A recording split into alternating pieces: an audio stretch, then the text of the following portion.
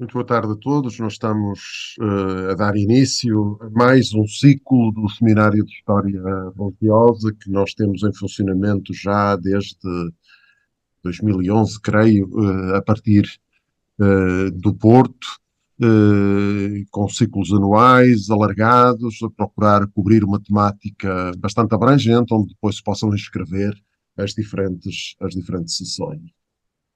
Estamos a dar início ao nosso ciclo de 2025, que quisemos dedicar ao tal tema abrangente deste ano, a sinodalidade Portugal entre sínodos e concílios. Sinceramente, os motivos que nos levaram a pensar nesta temática para o nosso ciclo de seminário de 2025 foram essencialmente três. Absolutamente incontornável, que resulta dos 1700 anos do primeiro concílio de Niceia, o primeiro concílio ecuménico, digamos, um concílio que certamente qualifica e eleva a prática de sinodalidade na Igreja primitiva, que já tinha começado, evidentemente, bastante antes. Sobre esse não me detenho, porque vai ser propriamente o tema da sessão de hoje. Depois, há outras razões que se juntam a esta. Em 2025, nós comemoramos os 60 anos do encerramento do Segundo Concílio do Vaticano, com a importância que teve para o catolicismo romano e não só, no contexto contemporâneo, e ainda recentemente encerrou-se o Sínodo dos Bispos sob a sinodalidade, e encerrar aqui é apenas uma maneira de dizer, porque toda a recepção do Sínodo está ainda pela frente e para fazer, e por isso há aqui muita pertinência da reflexão também a esse respeito. Evidentemente que o nosso ciclo de seminário não pretende apenas tratar destas três questões são, digamos, a motivação para nos trazer para estas temáticas. O nosso ciclo de seminário deste ano pretende, como todos os ciclos anteriores, pegar numa temática abrangente, como é esta da sinodalidade, e depois inscrever aqui, do passado mais remoto ao passado mais próximo, diferentes sessões, diferentes temáticas específicas, e por isso trataremos de muitos outros concílios ao longo da história da Igreja, do cristianismo, predominantemente na sua aproximação à realidade portuguesa. Dito isto, então, esta sessão será dedicada concretamente ao Concílio de Niceia, o tema formulado Metafísica e Encarnação, a recensão de Niceia, refletida em Potâmio de Lisboa. Para abordar este tema connosco, temos o professor José Carlos Lopes de Miranda, que eu apresento muito sumariamente a partir da ficha do seminário, que, em princípio, chegou à maior parte dos participantes. Licenciado em Filosofia e Humanidades pela Universidade Católica Portuguesa, doutor em Teologia pela Universidade Latranense e em Filosofia pela Faculdade de Letras da Universidade de Lisboa, foi assistente do Centro de Estudos Clássicos, bolseiro da Comissão dos Descobrimentos e da Fundação Ciência e Tecnologia, no Instituto Patrístico Justiniano, onde se doutorou com uma tese sobre Tertuliano. Desde 2004 é professor auxiliar da Universidade Católica, tendo lecionado Ética, Doutrina Social da Igreja, Antropologia, Latim, Patrística e História das Religiões. Investigador do CLEPUL, coordenou a versão e anotação dos textos latinos nos 30 volumes da obra completa do Padre António Vieira e nos 30 volumes das obras pioneiras da cultura portuguesa, publicada pelo Círculo de Leitores, bem como a área de Estudos da Religião do Dicionário dos Antigos, publicado em 2018. Colaborou recentemente com o Centro de Filosofia no resgate de manuscritos quinhentistas de ética social e política no âmbito do projeto De Restitutione. Na Universidade Católica Portuguesa, em Braga, em que exerceu cargos de direção de 2004 a 2006 e de 2011 a 2017, coordena atualmente o mestrado em Filosofia. Eu agradeço muito ao professor José Carlos de Miranda o ter acolhido o convite da organização do nosso seminário de História Religiosa para refletir connosco sobre esta temática do Concílio de Niceia. Vou-lhe passar de imediato a palavra. Antes, digo a todos os presentes que já conhecem a dinâmica das sessões do seminário, que teremos uma primeira parte de apresentação do tema e depois uma segunda parte de diálogo, onde todos poderão formular as perguntas e dúvidas que tiverem ou fazer algumas considerações em diálogo com o professor José Carlos de Miranda. Agradeço muito o ter acolhido o nosso convite e passo-lhe então a palavra para a apresentação. Muito obrigado. Eu também agradeço o convite. Antes de mais, tenho que começar por me penitenciar, porque vou alterar o subtítulo já no caminho a andar, porque aquela ideia que me pareceu excelente, será que Niceia não tem nada a ver com Portugal? E eu pensei, claro que tem. Foi uma oportunidade para reler as 3 obras de Potâmio de Lisboa, que gostei de ler, mas entretanto dei-me com um tema, os prolegómenos do tema acabaram por me interessar tanto mais que eu achei que estar a falar de Potâmio de Lisboa perante essa problemática era a mesma coisa que se eu pensar demorar muito tempo a preparar o chapéu e depois não ter cabeça para o pôr. De modo que peço desculpa por alterar ligeiramente o subtítulo, vou partilhar, aliás, eu vou dizer ao que venho, partilho já a tela, como dizem no Brasil e muito bem. Suponho que estão a ver o título da conferência. Reparem, a temática é Recensão de Niceia refletida em Potâmio de Lisboa. Mas, de facto, Potâmio, que é um bispo de Lisboa, que é uma excelente amostra para se estudar a recensão atribulada da definição de Niceia, da definição da consubstancialidade, que é a essência do Concílio de Niceia. Essa recensão, aquilo foi uma sorte. Quando eu comecei a ler os apologetas, comecei a perceber que Niceia foi uma sorte. E, de facto, foi uma sorte, isto é, correu bem a definição que se achou para garantir para garantir a especificidade que está no âmago do cristianismo, que é Jesus é Deus.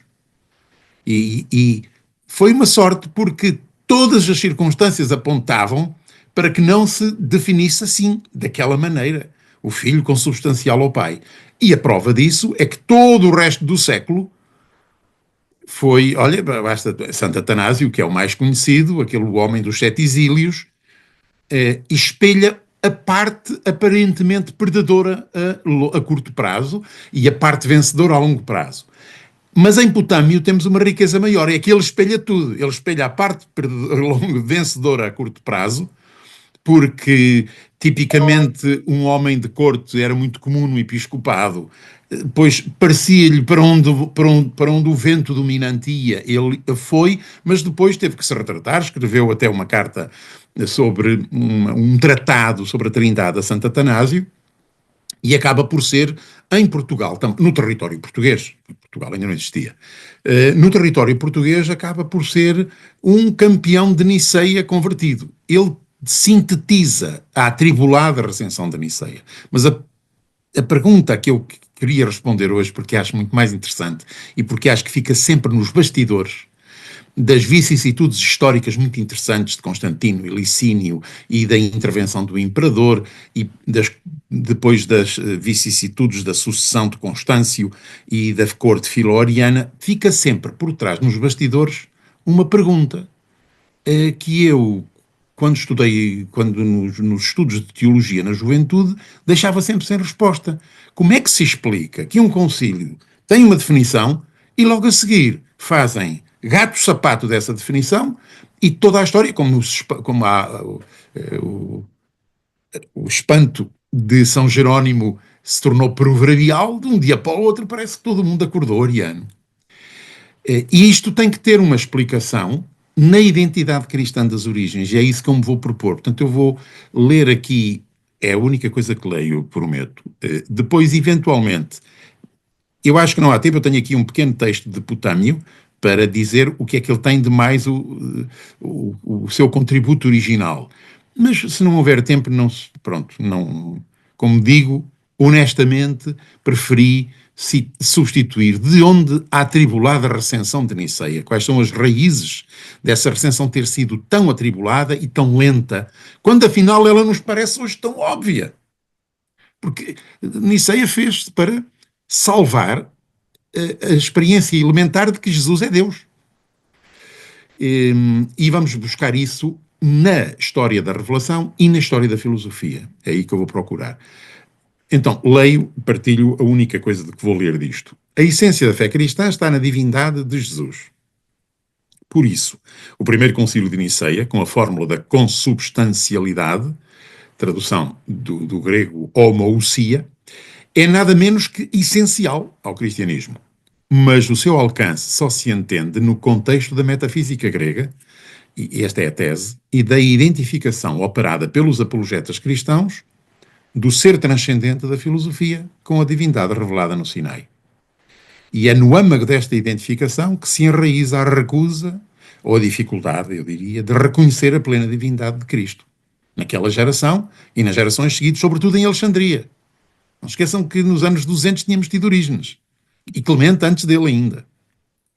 Pretendemos expor o quadro geral da metafísica, e aqui é que eu espero, para alguns dos senhores, eu estou a ver aqui, para alguns dos senhores professores, isto é chover no molhado, mas a ideia que eu tinha era de um público bastante mais compósito, e portanto mas também não faz mal, repetita iuvant, não faz mal revermos o quadro geral das ideias metafísicas, e nesse pano de fundo, a opção metafísica dominante das origens cristãs, aquela com a qual a fé entabulou o diálogo que se viria a chamar teologia. E então a tese que eu defenderei é que, ou a hipótese, mas é uma hipótese que defendo acaloradamente, é que o Concílio de Niceia esconde uma opção de longo prazo pelo modelo da analogia entis, que será Santo Agostinho o primeiro, e o que implicava corrigir um bocadinho o neoplatonismo, que era a filosofia com que se estava em diálogo. Portanto, o Concílio de Niceia implica uma opção de longo prazo pelo modelo da analogia. E depois, perdoem-me se por aqui não vamos, que seria outra conferência nova, revisitar a figura de Potâmio, e ler um breve excerto do Tratado da Substância, que eu preparei, tenho aqui preparado, mas talvez depois no diálogo, se alguém se interessar. Vamos então ao tratamento do tema, de onde a atribulada recensão de Niceia. Pensei isto em quatro capítulos precedidos desta introdução, vamos lá ver se eu consigo ser rápido. Todas as culturas são construções do ser humano, não é? Com que o ser humano, aliás, supre as carências com que o Criador o pôs neste mundo. As culturas dependem, o processo da construção depende de três ideias. Ser, que aliás é o verbo, universalmente verbo irregular, porque qualquer ferramenta muito usada se gasta. A ideia de ser, que parece uma palavra cara, mas não é, e depois seres, que hoje na ontologia que estudamos chamamos entes, com o particípio presente caro em latim, mas na linguagem corrente ainda se usa mais os seres, não é? E o ser humano. Hão de perceber que temos aqui três tratados filosóficos matriciais. A metafísica, que é o tratado sobre a ideia de ser, o ser em sentido absoluto. A cosmologia, que é o tratado dos seres, que todos juntos, ordenados, formam o cosmos, que em latim se traduziu para mundo, tem ambos a ideia de beleza e de ordem implícita, não é? O tratado da cosmologia. E depois, dentro da cosmologia, a ideia de ser humano, porque o ser humano que constrói a cultura, constrói-a em conformidade com uma ideia que tem de si próprio. E essa ideia que tem de si próprio é elaborada em diálogo com a ideia que tem dos seres que compõem o mundo, à qual ideia subjaz uma ideia de ser. E aqui é que entramos na metafísica. A ideia de cosmos, a ideia que se tem do mundo, subjaz uma ideia de ser. Essa ideia de ser é elaborada em qualquer cultura humana no âmbito da religião. Ou, está bem, se não quiser, isso seria complicado definir, e não é para aqui agora, então, o que é religião, mas, digamos, no discurso simbólico, no mito. É elaborada no mito. Nos mitos religiosos, aqueles mitos em que uma cultura descreve a ideia que se tem do mundo e do lugar que o ser humano ocupa no mundo. Estas três ideias, portanto, a ideia de ser é elaborada e subjaz às tipologias religiosas de toda a história da humanidade. Só foi elaborada num discurso lógico, isto é, não simbólico, não mítico, com uma explicação das coisas pelas causas, na filosofia grega, como sabemos, é a emergência do chamado pensamento lógico, e o tratado sobre essa ideia é o tratado da metafísica. Portanto, eu gostaria de sublinhar nesta introdução, e fica ela arrumada, de sublinhar que não é a filosofia que inventa a ideia de ser, de entes e de ser humano. Essas ideias subjazem ao discurso mítico das religiões, mas é a filosofia que toma consciência desses conceitos, e é na filosofia que se vai dar, como dirá nos termos de São Clemente de Alexandria, que se vai dar o Antigo Testamento, entre aspas, dos gregos. Porque é nessa filosofia que se vai descobrir uma ideia subjacente à civilização hoje global, que é a ideia de um ser em sentido absoluto transcendente aos seres. Essa ideia não está em todas as religiões, porque pode haver outras ideias de ser, conforme veremos. Está feita a introdução. Estes são os três tratados, mas nós vamos nos concentrar sobretudo no da metafísica. É evidente que os outros são derivados. O da metafísica é derivante. Dependendo da ideia de ser, assim será a ideia de seres e assim será a ideia de ser humano, não é? Agora, num primeiro capítulo, procuro interrogar-me sobre a identidade cristã no contexto das origens, que é o contexto da chamada do helenismo, não é? Da ecumene de língua grega, em que pela primeira vez ressoou o querigma do pequeno berço palestino. E parece-me que dois traços ajudam muito a colocar-nos no contexto histórico das origens cristãs. Dois traços. Um é vermos o fenómeno cristão com os olhos das autoridades civis. Isto foi das coisas que mais me iluminou sobre a minha própria identidade cristã quando enverdei pela patrística e tive que ler os textos originais, os textos da época mesmo, com o meu pobre grego e com o meu mais razoável latim, mas ler na fonte mesmo. Eu comecei a ver o mundo pelos olhos das autoridades e atrevo-me a dizer isto. Aos olhos das autoridades, os cristãos representam a uma certa altura, esta certa altura é o século II, sobretudo, é o século II, mas o século II terminou na perseguição de Diocleciano, digamos, tem 300 e pico. Os cristãos representam para as autoridades a possibilidade de todos, de repente, de todos poderem ser judeus. Culturalmente judeus ou religiosamente judeus. O que era o essencial dos judeus? Os judeus eram fulanos que não adoravam as divindades em que se projetava a cidade. Nas religiões tradicionais e, sobretudo, no culto que lhes sucedera, que é o culto do soberano, quando o Império Romano se orientalizou. Portanto, o culto da cidade, ou o culto no Ocidente, ou o culto do soberano no Oriente, eram veias da constituição política dos Estados. Os judeus eram aqueles que não podiam prestar culto aos deuses dos outros. Isso era o que se percebia de fora. Porquê? porque tinham uma ideia de Deus incompatível com essas divindades. E isso depois tinha impacto na vida cotidiana, porque, por exemplo, não podiam, quando se acendiam luzes pelos aniversários dos imperadores, eles tinham que se fechar dentro de portas que não podiam acender luzes, porque isso implicava imagens, e eles tinham umas proibições bizarras de representações icónicas das autoridades. Não podiam. Não podiam prestar serviço militar. Como é que isso se resolvia? Bom, resolvia-se, às vezes, que eram os botes expiatórios da sociedade. E os cristãos herdaram isso deles, porque os cristãos, à vista deles, eram judeus, no fundo. Porque eram partícipes dessa ideia bizarra de divindade. Ora, o que é que tinha a ideia bizarra de divindade que fazia parecer com que os cristãos eram potencialmente toda a gente que ia ficar judia, ou ia ficar religiosamente hebraica? É a ideia de que Deus não faz parte do mundo. A divindade destes judeus é uma divindade transcendente. E por isso não é representável. E essa era a fixação. Como é que se resolvia o problema? Além de serem bodes expiatórios da sociedade, as autoridades resolviam o problema outorgando-lhes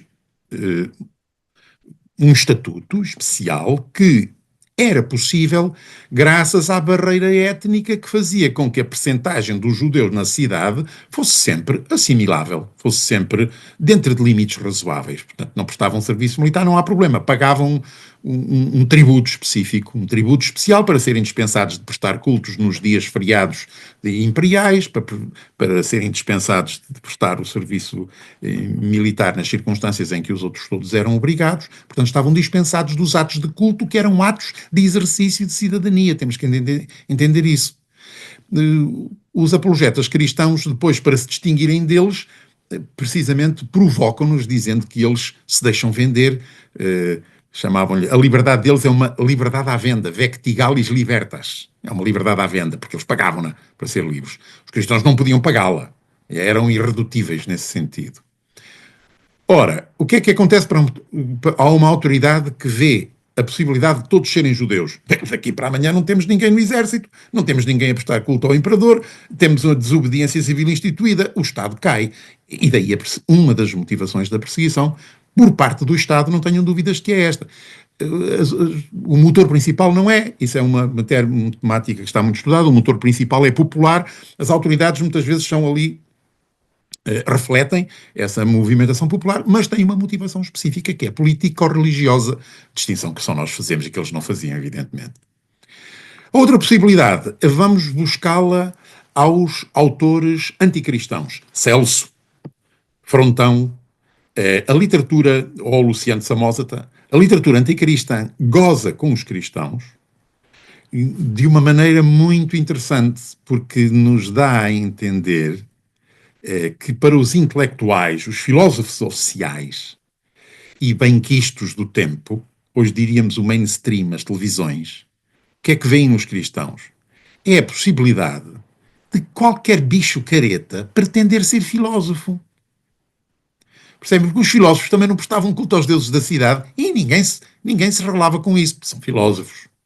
Também não há perigo, porquê? Porque são poucos, sabem ler e escrever, isso é uma casta minoritária. Ainda por cima, os filósofos da época helenista eram figuras tendenciosas. Além da academia, em Atenas continuava o Império a pagar uma cátedra e a irem lá, o nosso São Basílio ainda lá foi estudar na juventude, ainda lá fez parte de uma espécie de república estudantil lá, Coimbra, onde conheceu o seu amigo Gregório. Portanto, aquilo continuava, mas era um resquício artificialmente pago com dinheiro do Estado.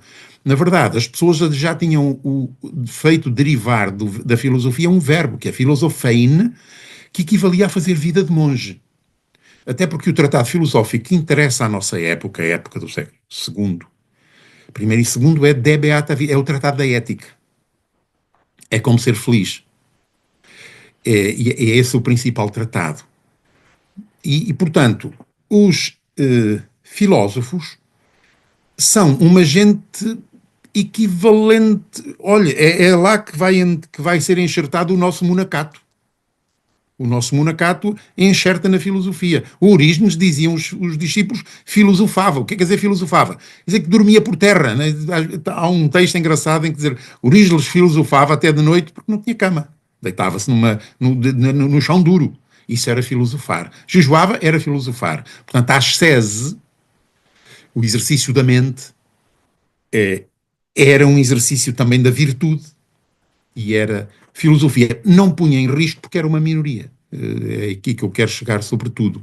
Portanto, o cristianismo era percebido por estes dois traços, universalização da revelação, da ideia de um Deus transcendente, pela qual todos agora podem ser judeus e, portanto, beneficiar das exceções que os judeus tinham para si, o que era evidentemente impossível, ou universalização da filosofia, porque têm uma ideia de Deus que é a dos filósofos, uma ideia da divindade que é a dos filósofos, e por isso são irredutíveis também. Eles não prestam culto aos deuses, isto é, são ateus, e sabem que foi aqui o primeiro choque, ainda no século I, no fim do século I, que deu na primeira perseguição, era o ateísmo dos cristãos, porque não prestavam culto aos deuses das cidades.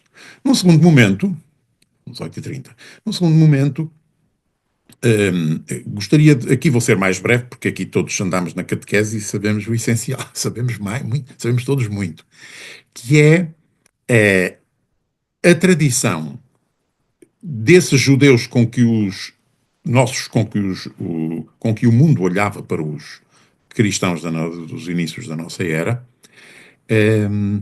era uma tradição que rompia com o contexto religioso. Já vimos como a divindade não faz parte do jogo.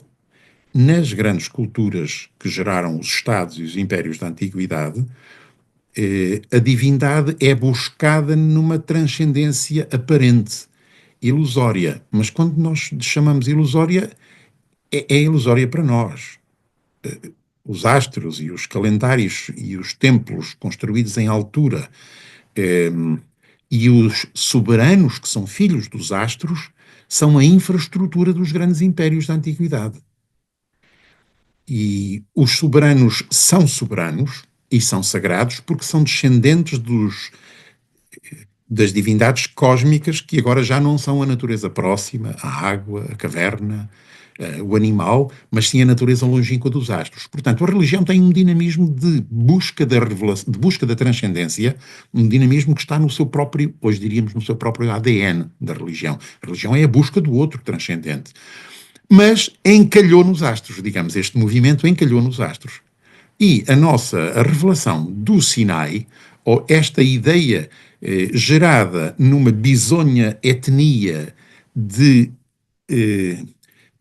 migrantes no Egito, que vem à tona na história no Sinai, pouco depois de 1500 a.C., é lá que vai pela primeira vez surgir na história da humanidade a ideia de um ser em sentido absoluto e que se identifica com a divindade. É uma divindade transcendente. Não é o Sol nem a Lua, é mais. Aliás, o Sol e a Lua são luzeiros postos para iluminar a gente. Portanto, este é um salto de concepção enorme que se dá na revelação do Sinai. Primeiro, uma nova ideia de divindade. É uma divindade que é absolutamente transcendente ao mundo. E mais, conjuga-se. Eu sou. E Yahvé não é Tohon. Os filósofos, 1000 anos depois, os filósofos vão dizer Tohon, é em neutro. Não sabem o que é. Aqui é um ser que se revela em relação. É um eu. E um eu é sempre um conteúdo especular de um tu. Esta ideia de ser, portanto, emerge primeiro na religião judaica, diriam os romanos, na religio iudeorum, como revelação. Não como religião, mas como revelação. Sabem que a revelação é o avesso da religião, porque a religião é a linguagem com que se busca a divindade, a revelação é a divindade que busca o homem, portanto é o sentido inverso. Uma religião que se concebe a si mesma, portanto, como revelação, tem uma ideia de Deus diferente. E por isso tem uma ideia de mundo diferente. É a ideia de criação. Eu agora não vou deter-me aqui, porque talvez temos que chegar ao capítulo 3, que é o âmago, onde eu vou encontrar a dificuldade em aceitar Niceia e à filosofia, portanto vou ser mais breve. Mas o essencial é que o mundo é concebido como um cosmos, à maneira de muitas das etiologias cosmogónicas antigas. É um cosmos, isto é, uma ordem posta numa matéria caótica, mas com uma diferença. É posta por quase como uma vontade positiva. E a insistência da narrativa do Gênesis de que é bom, é bom, é bom, faz entender que o discurso dominante é que a multiplicidade dos seres é má, porque acontece na ruptura da unidade absoluta. Temos aqui modelos metafísicos subjacentes. Esta concepção de ser e esta concepção de seres como não como degradações da unidade do ser, mas como entidades queridas pelo próprio ser que se relacionam com ele, não é compatível com a ideia de ser da metafísica dominante das religiões antigas. Mas vamos fazê-lo agora no outro capítulo em termos filosóficos, que é mais fácil. E, por fim, uma ideia de ser humano típica da revelação é a de ser humano pneumático, isto é, a do capítulo 2 do Gênesis, em que a matéria é informada por um sopro de Yahvé, é como que um rosto especular, um tu que olha para um eu originário, porque o sopro de que o animal humano respira é o próprio sopro de Yahvé, não é outro. Não é um sopro que vem, digamos, de baixo, é um sopro que vem de cima, é um sopro que vem de fora e não de dentro da matéria. Não é redutível ao biológico. É daqui que vem aquela antropologia tricotómica que, desde São Paulo, desde a eleição de São Paulo, vigorará no cristianismo, corpo, alma e espírito. Ou Sarx e corpo como alma como psique e espírito como pneuma, que traduz a intuição do texto originário ruá. Este espírito é a natureza divina e, portanto, há aqui uma espécie de participação num grau excelente na natureza divina que faz com que o ser humano, depois na tradição sacerdotal, seja definido como imagem e semelhança de Deus. Ora bem, os cristãos são aqueles que aprendem o que é o ser, o que são os seres, o que é o mundo e o que é o ser humano, não na tradição filosófica grega, mas nos escritos dos bárbaros, que felizmente andavam a ser, já tinham sido traduzidos para grego nos 70. É aqui que eles vão aprender. É aqui que os apologetas vão aprender a sua metafísica, a sua cosmologia e a sua antropologia. Porém, os apologetas eram herdeiros de uma outra literatura da qual eles se consideravam representantes e que inicialmente consideravam superior à dos bárbaros. Reparem que São Jerónimo ainda tem a grande conversão de São Jerónimo, foi um sonho em que praticamente ele se sentiu esbofeteado porque dava mais importância a Cícero do que às escrituras dos bárbaros. As escrituras dos bárbaros eram a Sagrada Escritura. Gostava-lhes admitir que esta literatura inferior, sem tradição filológica, que não era grega, fosse a verdadeira fonte da verdade. E não só lhes custava, como perceberam que havia numerosos pontos de contacto. Então, agora sim, vamos à metafísica. Suponho que o último quarto também será breve, como o segundo. Agora sim, vamos à metafísica. E qual era a ideia de ser dominante? Ora, nós aprendemos, faz parte do manual de metafísica, que agora se chama ontologia, que é mais chique, eu gosto de lhe chamar metafísica, para garantir que só tem sentido refletir sobre os entes se for no quadro do ser transcendente, que é o objeto próprio da metafísica. Ontologia seria o nome mais genérico, porque engloba quer o ser transcendente, quer os seres imanentes, quer o uno absolutamente uno, quer o múltiplo. Como conciliá-los?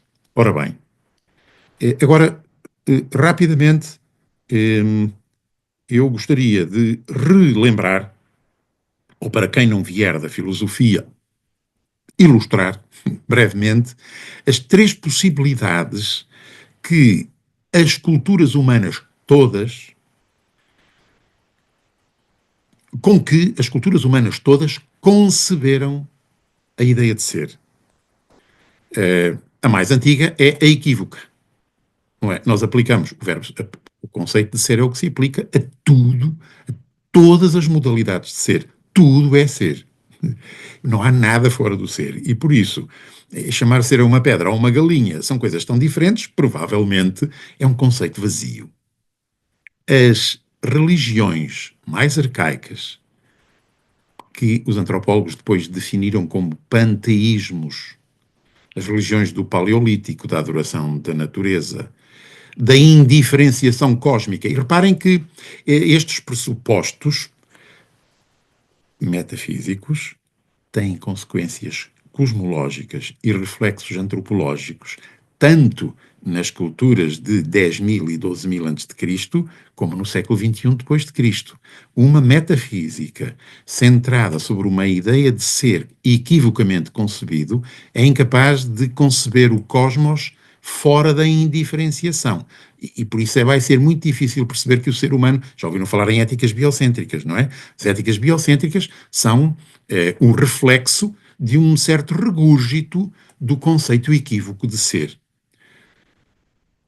Neste conceito equívoco de ser, a divindade é imanente. As divindades são, no fundo, prosopopeias da natureza próxima. Isto é a religião do Paleolítico.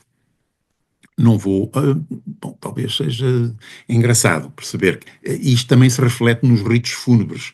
Depois, quando os antropólogos procuram o seu repertório arqueológico, veem o rito fúnebre da inumação é o mais antigo, ou melhor, da exposição às feras. O de inumação é de transição, mas o rito mais arcaico de destruição do cadáver é a exposição às feras, que é um ato religioso, é um ato precisamente de restituir à indiferenciação cósmica a matéria do indivíduo animal que morreu.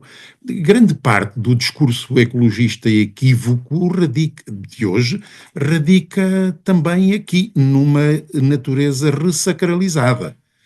Ou também daquela comunhão com o universo de nova era. A indiferenciação cósmica vem, no fundo, são ideias muito antigas. Os panteísmos antigos concebem a divindade como algo imanente. O que é a divindade? A divindade é o outro originário do meu tu, sempre. Pode haver muitos, pode haver pode haver uma cadeia, mas é o outro sempre originário do meu tu. E é uma divindade buscada dentro do mundo. Ora bem, pois sabemos que na Revolução, a chamada Revolução Paleolítica, mal chamada Revolução Paleolítica, a partir de um certo momento, a religião procura a divindade fora do mundo e embate nos astros. E as grandes culturas, como há pouco lembrava, vêm de uma projeção da busca do divino, não na natureza próxima, mas num fora do mundo. A gente, quando quer olhar para fora do mundo, olha para cima. E encontra lá os astros. A religião passa a ser a astrologia, evidentemente.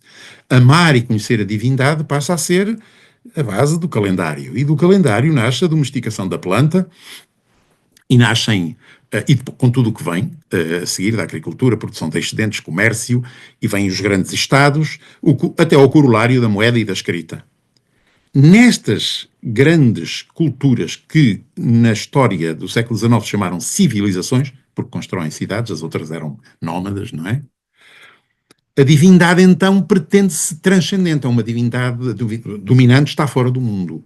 E a justificação do poder político faz-se por uma mítica descendência do soberano a partir destes astros. Qual é a ideia de ser subjacente a estas religiões que chamaríamos neolíticas? É a ideia unívoca, que aqui a filosofia chama a ideia unívoca, que era a dominante no platonismo. O ser é um conceito que de si só é aplicável ao uno.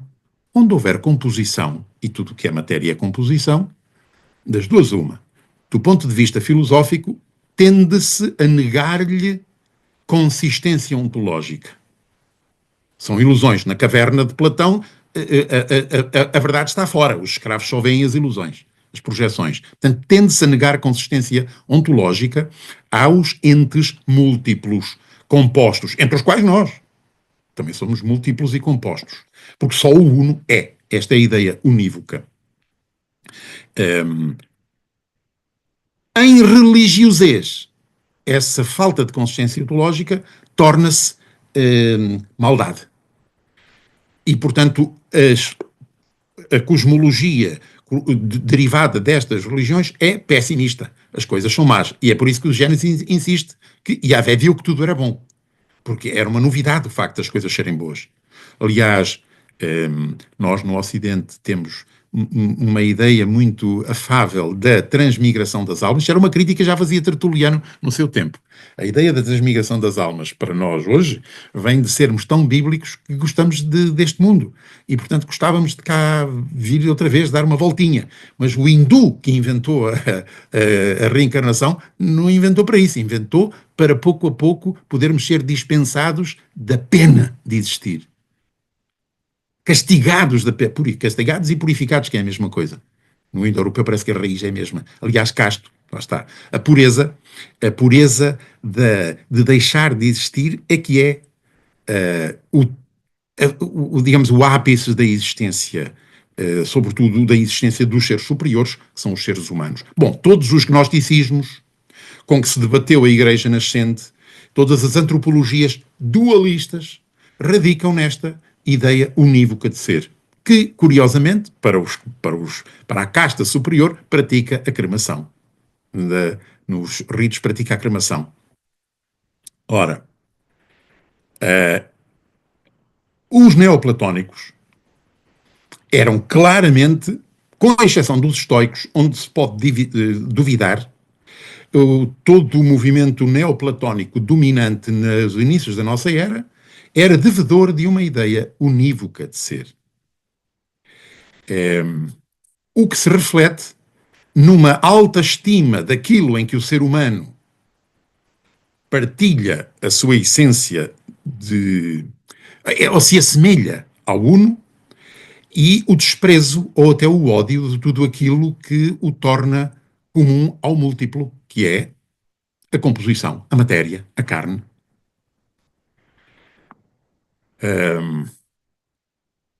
Bom, nós estudamos que depois o Aristóteles estava esquecido nesta época, está bem?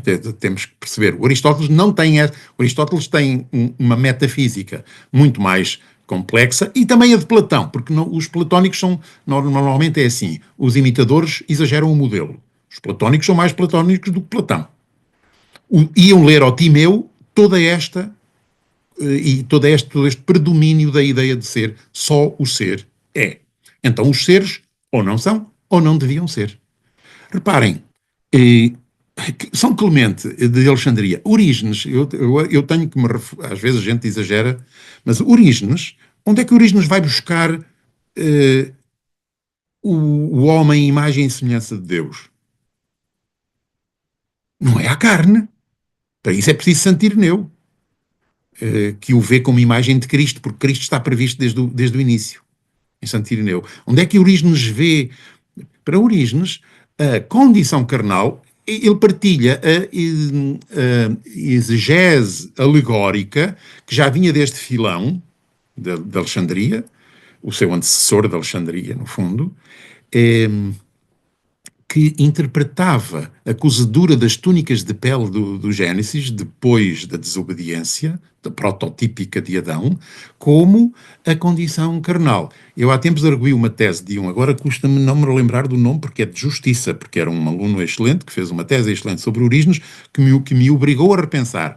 A repensar no sentido, a compreender melhor Orígenes, porque ele fez-me ver, durante a arguição, a gente nas arguições aprende, porque os alunos estudaram mais o tema do que nós, não é? Nós é a despachar, eles andaram ali 2 anos. E ele explicou, calma, olhe que a condição carnal em Orígenes é criada por Deus, é de facto pós-lapsária, a desobediência deu-se, à maneira dos gnósticos, na unidade primigénia e ideal pré-material, e, portanto, é uma condição, a matéria, a condição carnal do homem é pós-lapsária, mas não é pessimista. E eu aqui, caramba, de facto, pois, porque se fosse pessimista ele não era cristão. Então, para que é que Deus criou a condição carnal? Não era para o castigar, é para lhe dar mais uma oportunidade. Então, bem visto, bem visto. Porque é na carne que o homem agora tem que recuperar a imagem perdida. Bem visto, bem visto. Até em todo o caso, fica sempre esta verdade.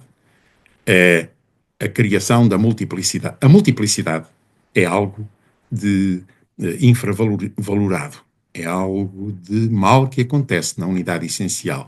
E isto porque Orígenes é devedor de uma tradição apologética que começa com São Justino, mesmo os da famosa escola de Antioquia, mas sem dúvida em Alexandria, é devedor de uma tradição de apologetas do século anterior que perceberam que o essencial da revelação tinha sido partilhado com com as etnias, diziam em grego, com as naciones, hoje diríamos com os pagãos. Onde na religião abre renúncio. Os sacerdotes tinham as mãos sujas de sangue, ainda estávamos, com exceção, claro, dos Hebreus, da carta aos Hebreus, a figura de sacerdócio ainda estava no embrião. Era essencial, está no Evangelho de São João, mas estava no embrião. Então, o que é que...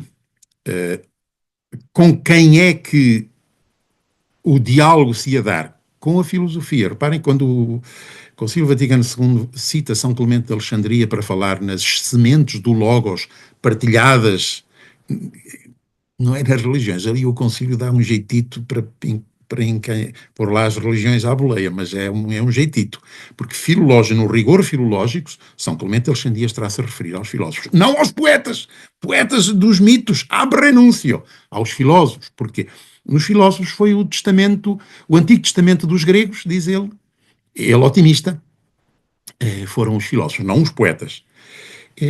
Mas mesmo um Tertuliano ou um Justino, que são menos otimistas, reconhecem o mesmo facto, só que avaliam de outra maneira, mas o facto é o mesmo. Como é que eles avaliam? Como é que é isto? Ele está a falar, quando ele fala do ser, está exatamente a falar sobre Deus. Ou Theos. Este Deus é o Deus revelado no Sinai. Malandros andaram a fazer plágio. Porque, de facto, os filósofos estão 1000 anos depois da revelação de Moisés. Ora, se 1000 anos depois produzem um texto igual, andaram-nos a copiar. Portanto, mesmo os apologetas tradicionalmente pintados como aqueles que encaram com maus olhos a cultura grega, reconhecem o facto. E o facto é que a filosofia fez um caminho 1000 anos depois, nas ideias de ser e nas ideias de seres e na ideia de ser humano, com uma grande área de interseção com a revelação. Ora bem, e é aqui que radica a dificuldade a entender Niceia. A metafísica dominante neste tempo era a metafísica da ideia de ser unívoca. E por isso é muito difícil admitir um preenchimento do abismo entre a absoluta transcendência do ser e os seres. E chamar a possibilidade de participar da ousia divina por um homem era negar esta identificação matricial entre Deus e o ser absoluto. Numa ideia unívoca de ser, o abismo da transcendência não pode ser preenchido. Bom, é por isso que Santo Agostinho, ainda no mesmo século, vai corrigir, digamos, vai expurgar a parte neoplatónica que não podia bater certo de modo algum com a revelação, quando ele faz aquela pergunta: onde é malum? De onde vem o mal? E percebeu, e percebe que não existe, percebe aquela ruptura de que os seres, na medida em que são bons.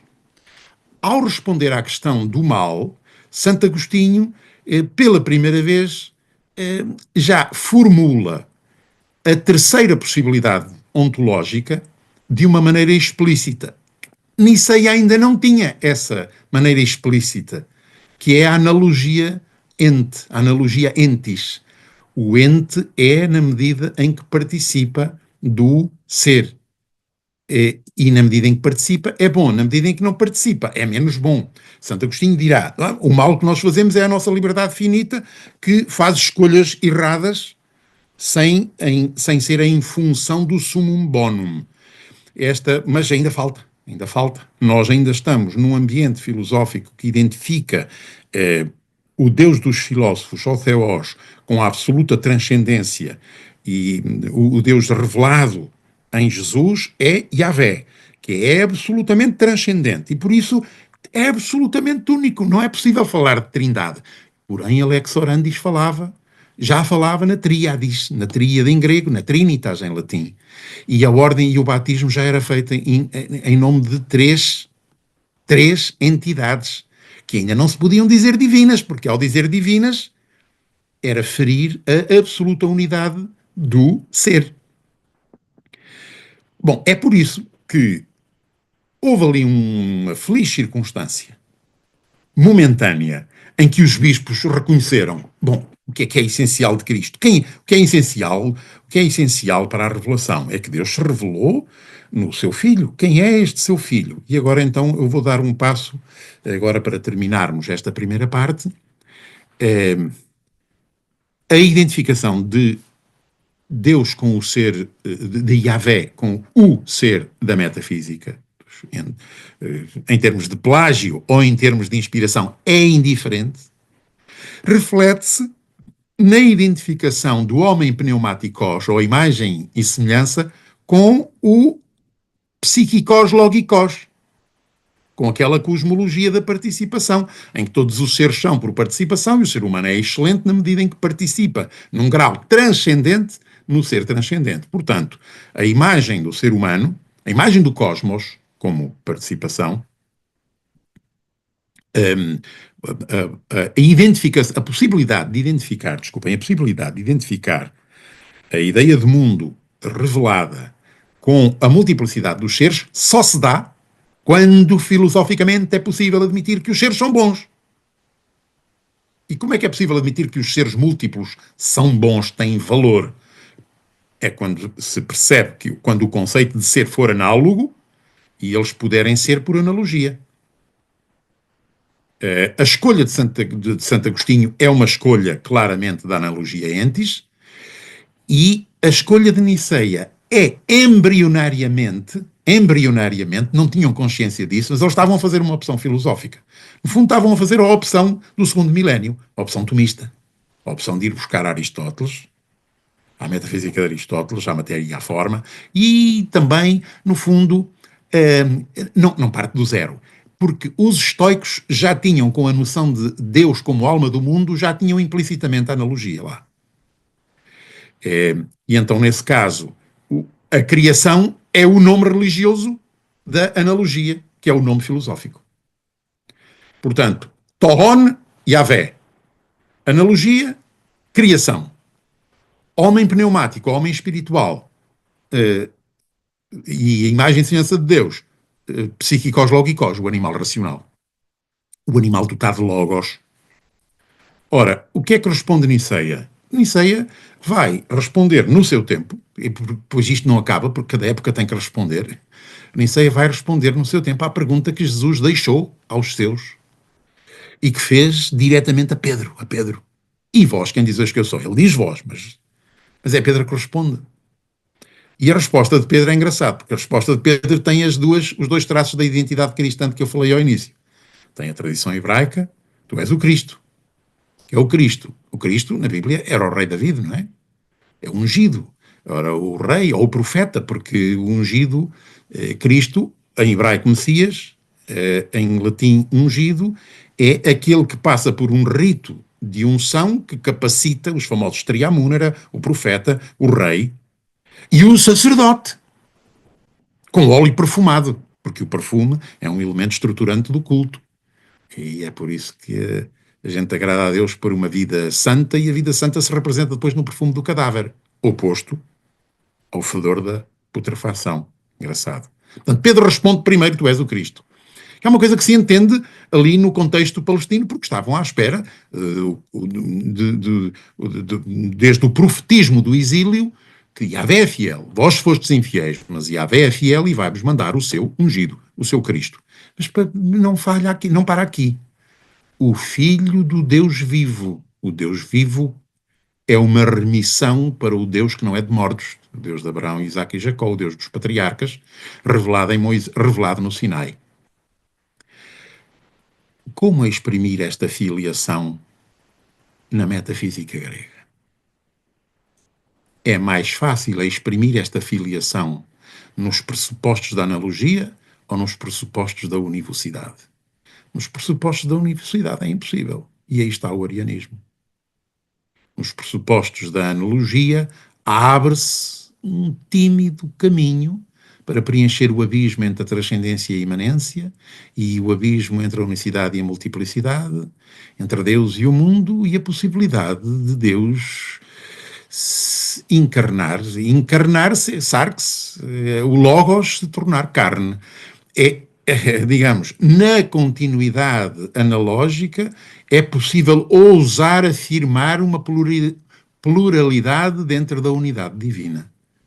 A filiação como encarnação, ao utilizar o termo filosófico que usavam os gregos, ousia,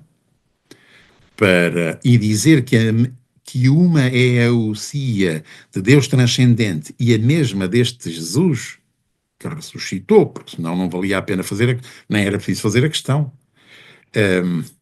que é a mesma ousia, implicava a longo prazo optar na cultura ocidental pela analogia do ser, que nos tornou até hoje pós-cristãos, mas otimistas, ao ponto de querer equivocamente reencarnar. Pronto, esta é a tese, e já passam 3 minutos da hora, e eu já exprimi nos 4 capítulos. Tenho aqui um texto de Potâmio, que se vier a propósito, lerei. Potâmio é alguém do Ocidente que deu um contributo, como ocidental, a meu ver, um contributo, não era originário dele, era originário de Tertuliano, mas deu um contributo muito importante para se consolidar a fé trinitária e a consubstancialidade das pessoas trinitárias, que é essencial ao cristianismo. Vou deixar de partilhar e devolvo a palavra ao anfitrião. Agora é o momento em que todos podem intervir, inclusive discordar, pôr-me em dificuldade. Isto, eu confesso que quando me disseram que depois isto poderia ser, eu até me assustei, porque isto devia dar origem a um artigo. Calma, isso ainda não está assim maduro, são intuições que têm que ser confirmadas com textos. E isso leva tempo, e eventualmente os senhores até já podem pôr dificuldades insanáveis e ficamos-nos por aqui. Mas podemos debater, eu também me saberei defender, talvez. Muito bem, muito obrigado. Peço desculpa não ter pegado logo na palavra, mas estava com o microfone Desligado. bloqueado. Entretanto, o Luís fez o favor de permitir que abrisse. Agradeço, obviamente, a intervenção. Também agradecerei futuramente o texto, que ainda terá tempo para refletir sobre estas questões, para podermos chegar a bom porto no tempo depois da edição que esperamos do livro deste seminário. Muito bem, agora seria então o momento de colocarmos as nossas questões, de fazer observações. Eu creio que neste momento os microfones estão abertos já para todos, de maneira a poderem tomar da palavra. Não estamos muitos e por isso penso que podem livremente fazer uso da palavra, pois mesmo sem terem que assinalar muito.